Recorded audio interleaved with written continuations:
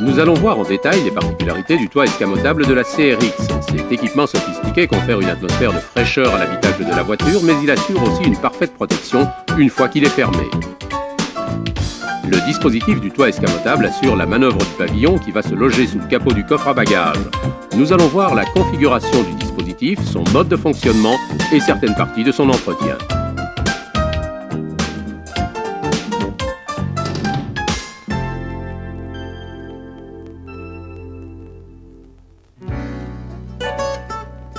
Voici d'abord comment se présente le dispositif.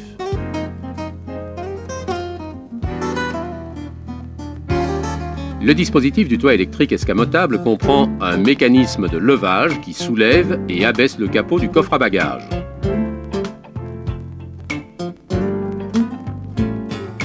Un mécanisme de coulissement qui fait coulisser le pavillon sous le capot du coffre à bagages. Un mécanisme d'inclinaison qui soulève ou abaisse l'arrière du pavillon.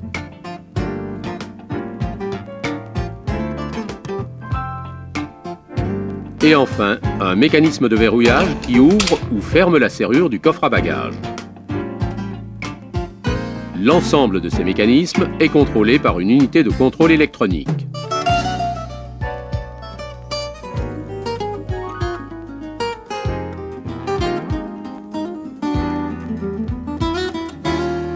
Le mécanisme de levage du coffre comporte essentiellement des rails, des coulisseaux élévateurs et des vis sans fin de commande.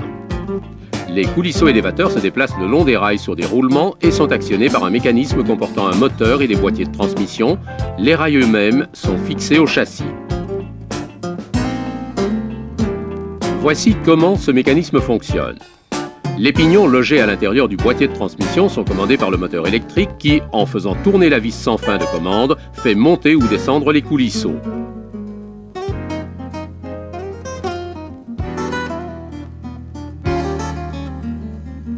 Quatre contacteurs servent à déterminer quelle est la position du capot du coffre. Les contacteurs de position de fermeture A et B détectent que le coffre à bagages est totalement fermé. Le contacteur de position intermédiaire détecte que le capot du coffre est soulevé d'environ 175 mm. Le contacteur de position ouverture détecte que le coffre est totalement ouvert. Ces quatre contacteurs sont activés par le biais du système de transmission. Ils indiquent la position du capot du coffre en fonction de la rotation des pignons.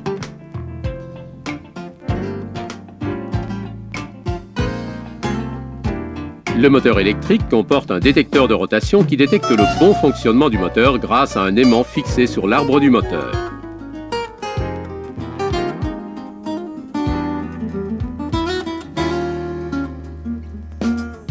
Un dispositif de blocage complète le mécanisme de levage. Il fonctionne avec le mécanisme de verrouillage du coffre. Ce dispositif de blocage empêche le fonctionnement accidentel du mécanisme de levage lorsque le coffre est verrouillé, ce qui évite les mouvements du mécanisme de levage sous l'effet des vibrations pendant la conduite.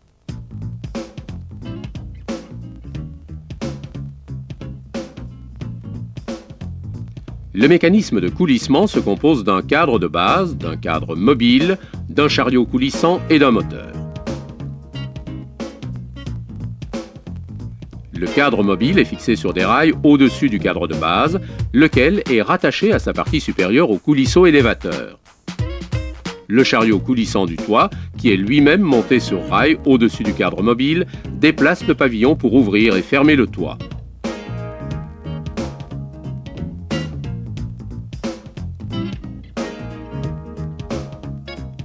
Le cadre mobile et le chariot coulissant sont entraînés par le biais de câbles.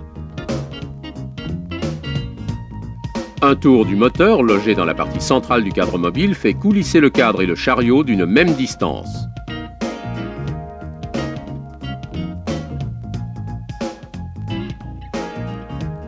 Les pignons du moteur comportent un contacteur de coulissement avant et un contacteur de coulissement arrière. Le contacteur avant détecte le coulissement du chariot vers l'avant et inversement pour le contacteur arrière. Un détecteur relève également la rotation du moteur.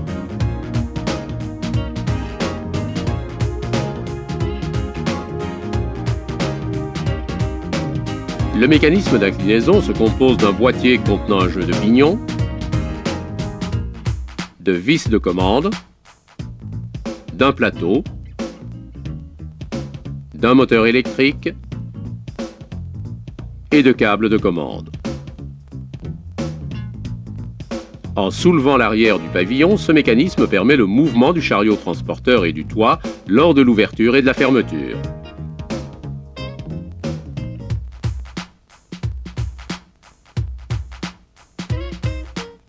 Le mouvement rotatif du moteur est transmis au pignon logé à l'intérieur du boîtier par le biais de câbles.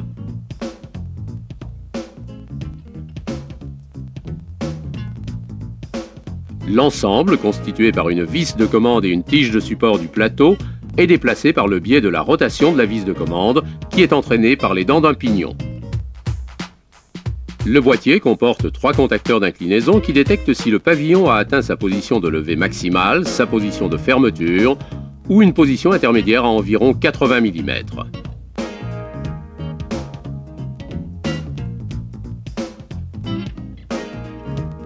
Un collecteur et un balai logés à l'intérieur du moteur électrique détectent sa rotation.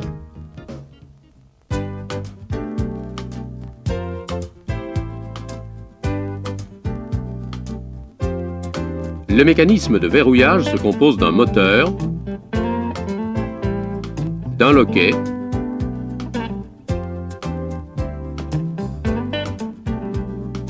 et d'une crémaillère de commande. Voici comment il se présente. Lorsque le moteur est activé, la crémaillère de commande manœuvre le loquet de façon à débloquer ou verrouiller le capot du coffre à bagages.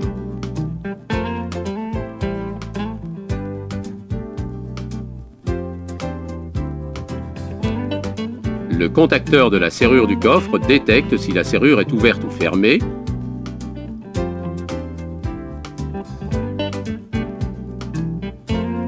Et le contacteur de fin de course du moteur de la serrure détecte si le moteur est engagé ou non.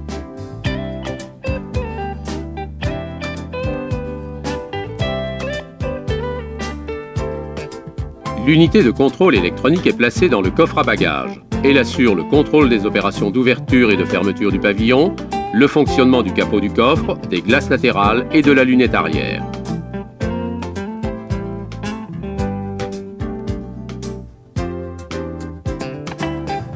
Le pavillon est indépendant du reste de la carrosserie.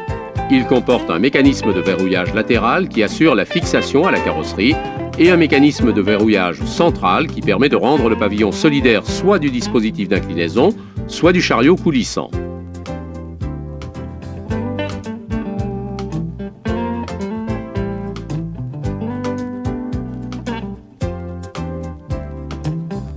Lorsqu'on inverse la position des leviers de verrouillage latéral, le mécanisme fait coulisser les tiges d'ancrage qui fixent le pavillon au montant avant et au cadre de toit à l'arrière, ce qui libère le toit ou le fixe à la carrosserie.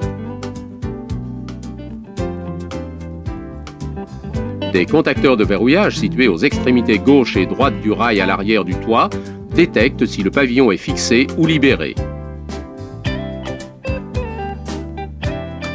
Lorsque le levier de verrouillage central passe de la position fermée à la position ouverte, une came du mécanisme commandée par câble assure le blocage des ergots des tiges du chariot coulissant dans les encoches du pavillon. Les tiges et le pavillon sont ainsi rendus solidaires. Au même moment, le mécanisme d'inclinaison et la tige du verrouillage central descendent, ce qui libère le pavillon du dispositif. À ce stade, le contacteur du chariot coulissant détecte que les tiges d'ancrage sont fixées dans le pavillon et le contacteur de verrouillage central qui se trouve sur la plaquette du mécanisme d'inclinaison détecte que le pavillon est désolidarisé. L'inverse se produit lorsque le levier du verrouillage passe en position fermée. Voyons maintenant comment fonctionne le dispositif de commande. Par mesure de sécurité, plusieurs conditions doivent être réunies avant que le toit escamotable électrique puisse être actionné. Le moteur doit être en marche. La voiture doit être à l'arrêt. Le frein à main doit être serré. La lunette arrière doit être totalement fermée. Le coffre doit être fermé. Les contacteurs doivent tous être en état de fonctionnement. Le verrouillage latéral doit être déverrouillé des deux côtés. L'ensemble de ces conditions doivent être réunies pour que le système puisse fonctionner. Voici comment l'ouverture du pavillon se déroule. La première étape consiste à appuyer sur le côté ouverture-fermeture de l'interrupteur de commande du toit escamotable.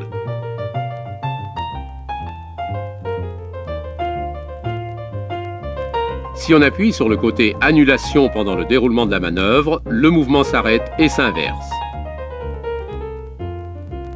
Toutes les conditions indiquées ci-dessus pour l'ouverture du pavillon étant remplies, lorsqu'on appuie sur l'interrupteur de commande du côté ouverture-fermeture, l'unité de contrôle met les moteurs de commande des glaces des portières sous tension pour faire s'abaisser les deux glaces. Ces moteurs s'arrêtent une fois les glaces baissées. L'unité de contrôle coupe l'alimentation des moteurs dès qu'elle détecte que les moteurs se sont arrêtés. L'étape suivante consiste en l'ouverture de la serrure du coffre à bagages. L'unité de contrôle met le moteur de commande de la serrure du coffre sous tension pour obtenir le déverrouillage. Le moteur actionne la serrure, le contacteur de la serrure est activé dès que la serrure est débloquée. Le contacteur de fin de course du moteur indique que la serrure est libérée et que le moteur peut donc s'arrêter. Le contacteur de la serrure contrôle une nouvelle fois que cette dernière est bien ouverte. Le capot du coffre doit ensuite se lever. L'unité de contrôle met le moteur du mécanisme de levage sous tension et le moteur se met en marche. L'unité de contrôle détecte que le mouvement est commencé par le biais du contacteur de position fermé A.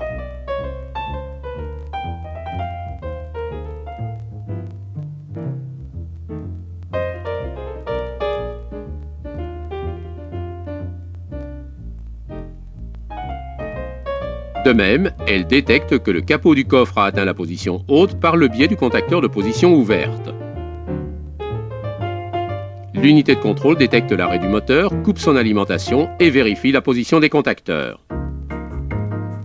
Le mécanisme d'inclinaison doit ensuite soulever l'arrière du pavillon. L'unité de contrôle met le moteur du mécanisme d'inclinaison sous tension. Elle détecte que l'inclinaison de l'arrière du toit est commencée par le biais du capteur de basculement numéro 1.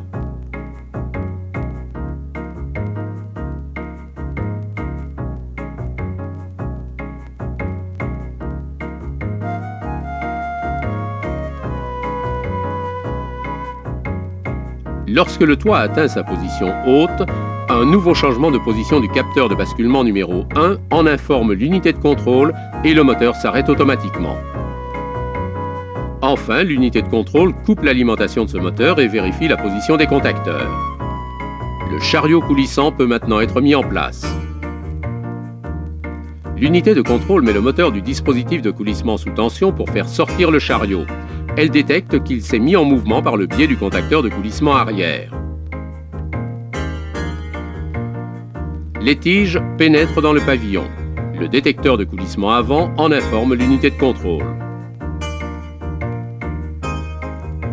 Lorsque l'unité de contrôle détecte que le moteur du chariot coulissant s'est arrêté, elle coupe son alimentation et contrôle la position des contacteurs. L'unité de contrôle met ensuite le moteur du dispositif d'inclinaison sous tension pour faire redescendre l'arrière du pavillon. Le contacteur de basculement numéro 1 est mis hors circuit dès que le pavillon redescend.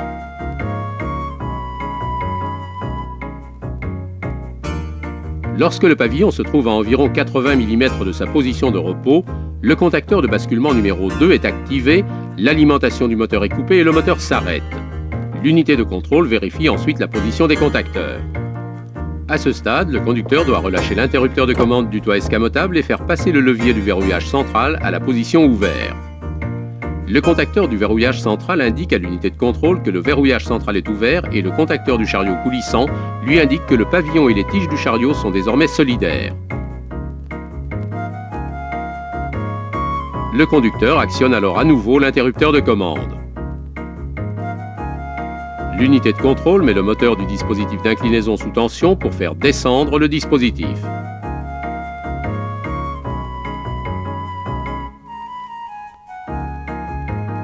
Lorsque le dispositif commence à descendre, le contacteur de basculement numéro 3 est mis hors circuit et l'unité de contrôle détecte par le biais du contacteur de basculement numéro 1 que le dispositif est revenu à sa position basse. Lorsque l'unité de contrôle détecte que le moteur du dispositif s'est arrêté, elle coupe son alimentation et vérifie la position des contacteurs.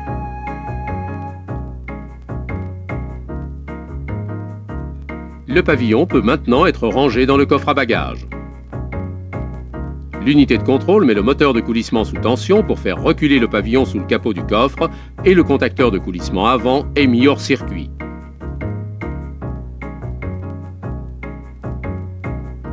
Lorsque le contacteur de coulissement arrière indique à l'unité de contrôle que le pavillon est totalement rentré sous le capot du coffre, elle arrête le moteur, coupe son alimentation et vérifie la position des contacteurs.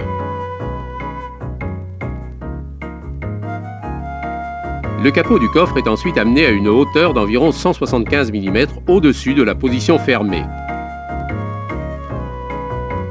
Lorsque l'unité de contrôle met le moteur du mécanisme de levage sous tension pour abaisser le capot du coffre et que l'opération est commencée, le contacteur de position ouverte est mis hors circuit et l'unité de contrôle détecte que le toit a atteint la hauteur de 175 mm lorsque le contacteur de position intermédiaire est activé.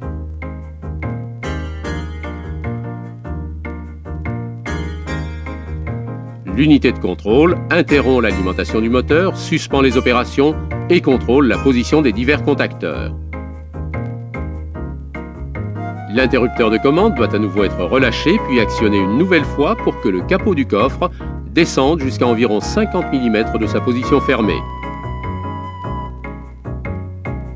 L'unité de contrôle met le moteur du dispositif de levage sous tension pour faire descendre le capot du coffre à bagages et environ une seconde plus tard, elle coupe à nouveau l'alimentation du moteur et interrompt une nouvelle fois les opérations.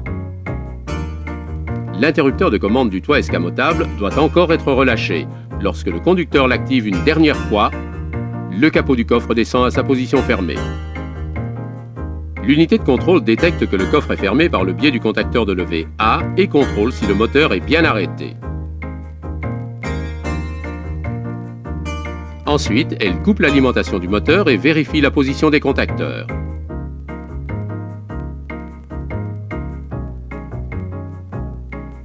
Elle contrôle si la serrure du coffre à bagages est effectivement ouverte par le biais du contacteur de la serrure du coffre et du contacteur de fin de course du moteur.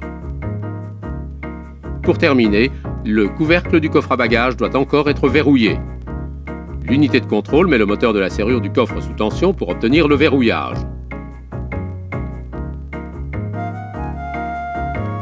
Lorsque le moteur entame cette opération, le contacteur de fin de course du moteur se met hors circuit.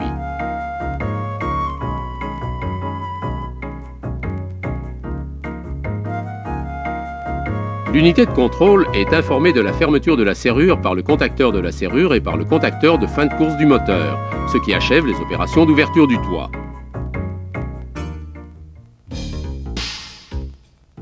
Maintenant, nous allons voir comment le toit se referme.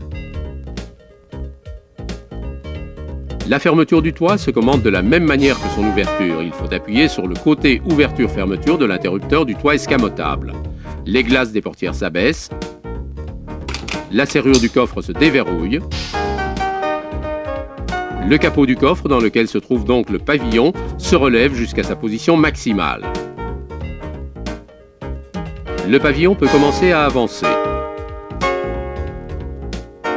L'unité de contrôle met sous tension le moteur de coulissement qui va faire avancer le pavillon.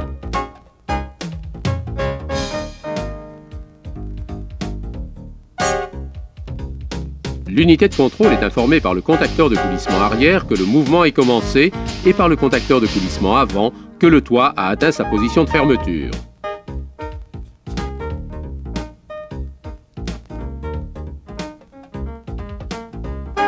L'unité de contrôle s'assure que le moteur du dispositif de coulissement s'est arrêté, elle interrompt son alimentation et vérifie la position des contacteurs. La plaquette de verrouillage du pavillon va ensuite se soulever d'environ 80 mm. L'unité de contrôle met le moteur du dispositif d'inclinaison sous tension pour faire se relever le pavillon. Les contacteurs de basculement lui indiquent que l'opération est commencée. Le contacteur de basculement numéro 3 lui indique quand le toit a atteint une hauteur d'environ 80 mm.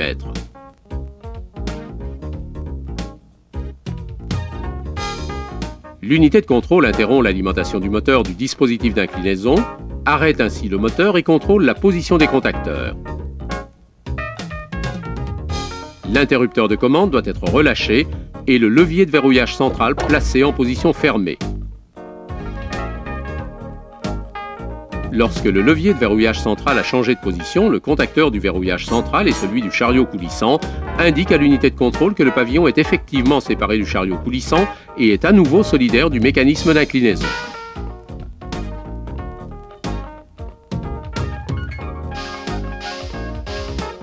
L'interrupteur de commande du toit escamotable doit ensuite être actionné une nouvelle fois pour que le mécanisme d'inclinaison fasse encore remonter le pavillon. L'unité de contrôle met le moteur du dispositif d'inclinaison sous tension et l'opération commence.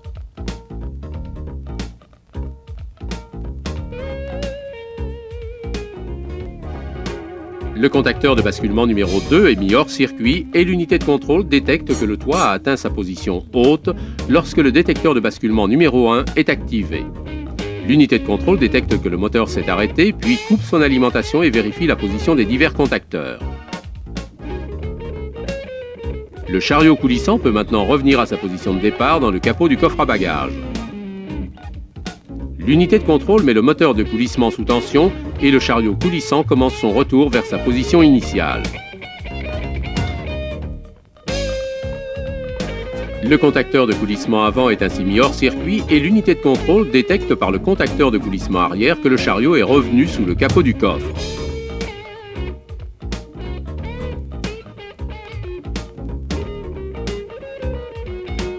Lorsqu'elle constate que le moteur s'est arrêté, l'unité de contrôle interrompt son alimentation et contrôle la position des contacteurs.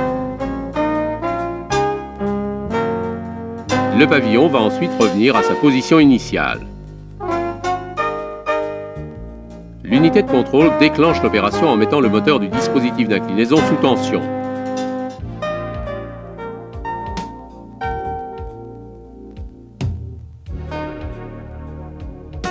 Le contacteur de basculement numéro 1 est d'abord mis hors circuit, puis est remis en circuit. Ce qui indique à l'unité de contrôle que le pavillon est revenu à sa position initiale. L'unité de contrôle constate l'arrêt du moteur, interrompt son alimentation électrique et contrôle la position des contacteurs. L'abaissement du capot du coffre et son verrouillage s'opèrent comme lors de l'ouverture du toit.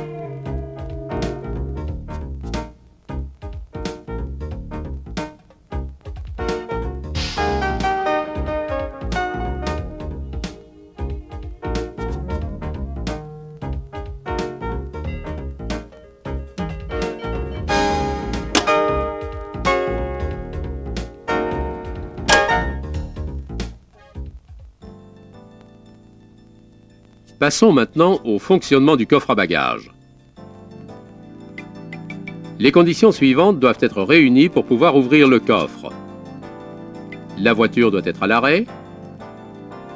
Le toit ne peut pas être actionné. La glace arrière doit être totalement relevée. Le chariot coulissant du toit escamotable doit être totalement rentré sous le capot du coffre.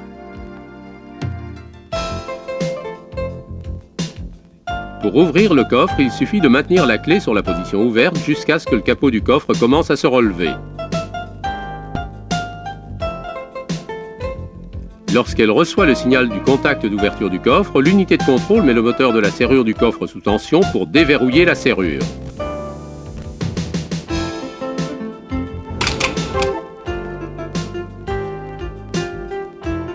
Lorsque le moteur se met en marche, le contacteur de la serrure et le contacteur de fin de course du moteur sont successivement activés et la serrure se déverrouille.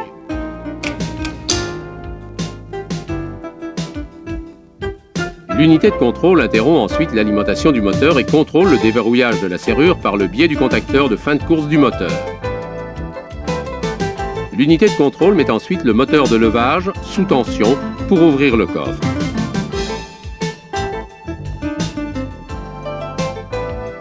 L'unité de contrôle détecte par le contacteur de position fermée A que le coffre commence à s'ouvrir et détecte l'arrêt du moteur à la fin de l'opération. Ensuite, elle interrompt l'alimentation électrique du moteur. Pour la fermeture du coffre, il suffit de tourner la clé sur la position de fermeture.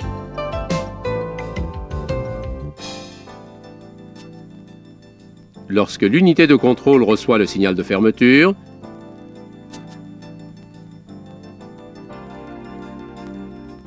elle met le moteur de levage sous tension pour faire descendre le capot du coffre. Elle détecte par le détecteur de position fermée A que le capot du coffre a atteint sa position de repos.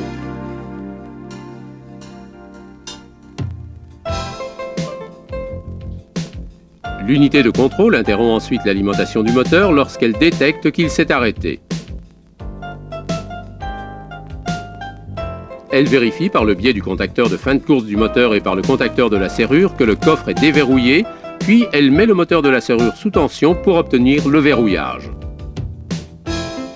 L'unité de contrôle détecte que le verrouillage a bien eu lieu par le biais du contacteur de la serrure et interrompt ensuite l'alimentation du moteur de verrouillage. Elle contrôle encore si le coffre est verrouillé par le biais du contacteur de fin de course du moteur du dispositif de verrouillage, ce qui met fin au cycle. Il nous reste enfin à voir le fonctionnement des glaces des portières et de la lunette arrière. Les glaces avant peuvent être manœuvrées tant que le contact moteur est mis et que le pavillon est soit ouvert soit fermé. La vitre arrière peut être manœuvrée tant que ni l'ouverture ni la fermeture du coffre ou du toit ne sont en cours.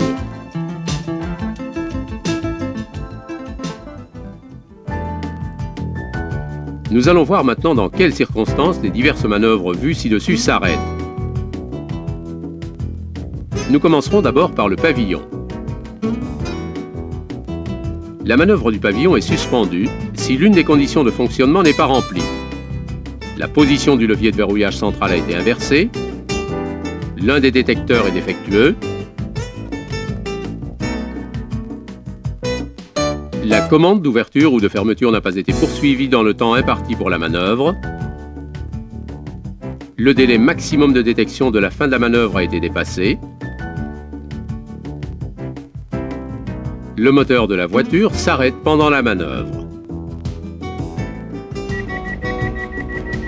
Une alarme sonore intermittente se déclenche dans tous les cas où la manœuvre est interrompue parce que l'une des conditions n'est plus remplie.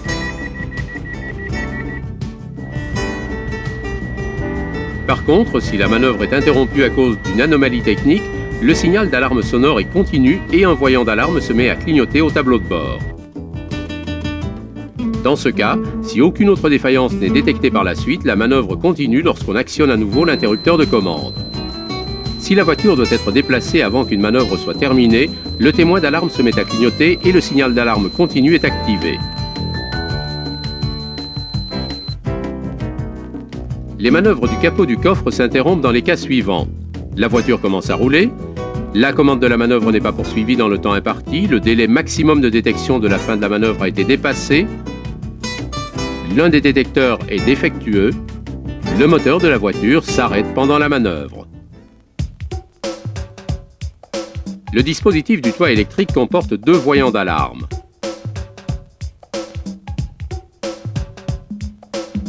Le premier est le témoin d'ouverture et de fermeture du pavillon. Il s'allume pendant les manœuvres tant que le verrouillage latéral du pavillon est débloqué. Le second est le témoin d'ouverture du coffre qui s'allume dès que la serrure du coffre est déverrouillée et jusqu'à ce qu'elle soit à nouveau verrouillée. En outre, un témoin d'ouverture de la lunette arrière s'allume tant que cette vitre est baissée. Tous les équipements électriques peuvent aussi être manœuvrés manuellement en cas de défectuosité dans les circuits électriques.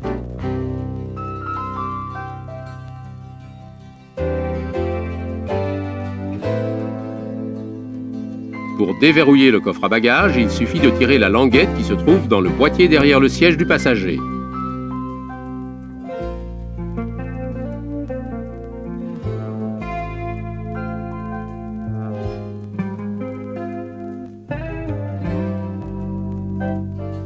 Le capot du coffre peut être manœuvré en faisant tourner le câble à l'aide d'une clé. Cependant, le verrouillage ne se fait pas automatiquement lorsque le coffre est refermé manuellement.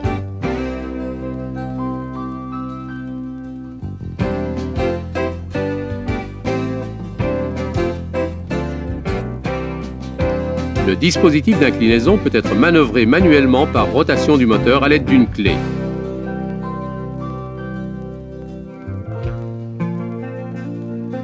De même, on peut faire avancer ou reculer le pavillon manuellement par rotation d'une clé engagée directement dans le moteur du toit.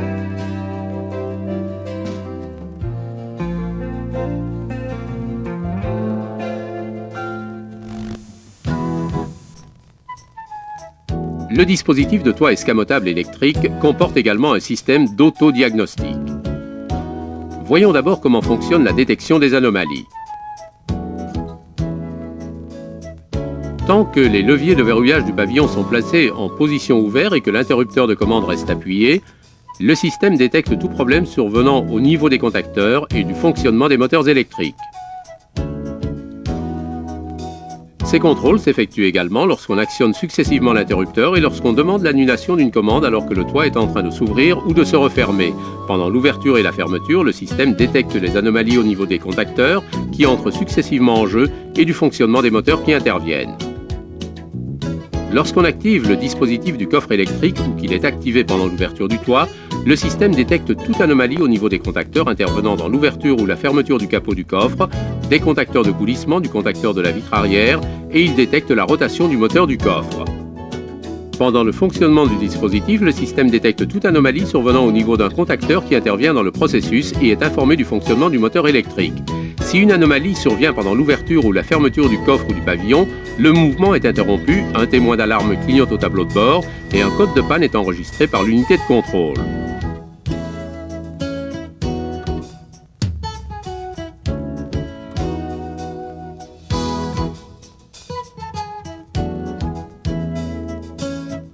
Lorsqu'une commande a été suspendue à cause d'une anomalie, elle peut être à nouveau activée pour autant que le système ne détecte pas une défectuosité persistante. Pour terminer, nous allons voir comment fonctionne le témoin d'affichage de l'autodiagnostic qui se trouve sur l'unité de contrôle. L'unité de contrôle vérifie le bon fonctionnement du témoin au moment où le contact moteur est établi. Si un problème survient, le témoin d'autodiagnostic se met à clignoter. La localisation de la panne est indiquée par le nombre de clignotements du témoin.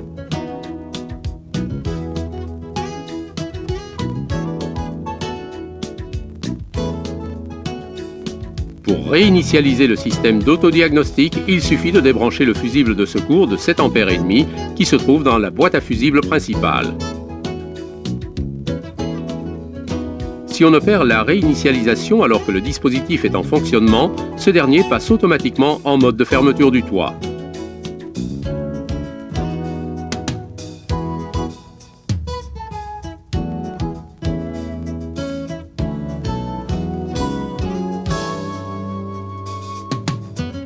La localisation de tous les éléments mobiles du système se fait par détection de la position des engrenages. Il est donc nécessaire d'opérer un réglage de la position des engrenages lorsqu'un détecteur ou un moteur a dû être remplacé ou démonté. Consultez le manuel d'entretien pour l'explication détaillée de cette intervention.